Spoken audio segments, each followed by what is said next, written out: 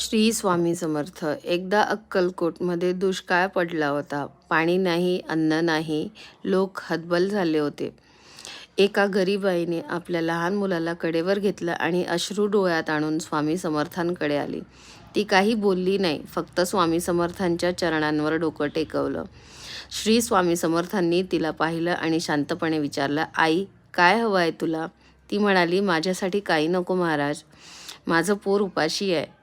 स्वामी समर्थ क्षणभर गप्प राहिले आणि मग जवळ पडलेला एक दगड उचलून म्हणाले, हा घे दगड, हा दगड शिजव. लोक हसू लागले. आई गोंधळली, पण तिला विश्वास होता. ती घरी गेली, चूल पेटवली आणि तो दगड पातेल्यात टाकला. डोळे बंद करून श्री स्वामी समर्थांचे नाव घेतले आणि काही वेळाने त्या पातेल्यातून अन्नाचा सुगंध येऊ लागला.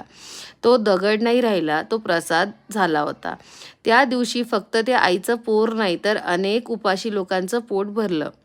स्वामी समर्थ म्हणाले, जिथे पूर्ण विश्वास असतो तिथे दगडही प्रसाद होतो. श्री स्वामी समर्थ. हा प्रसंग ऐकल्यावर तुमच्याही डोळ्यात पाणी येईल. श्री स्वामी समर्थांनी एका आईसाठी चमत्कार केला होता. विश्वास ठेवा, स्वामी समर्थ आजही आपल्यासोबत आहेत. बोला श्री अवधूत चिंतन श्री गुरुदेव दत्त. श्री स्वामी समर्थ महाराज की जय. भिवू नकोस, मी तुझ्या पाठीशी.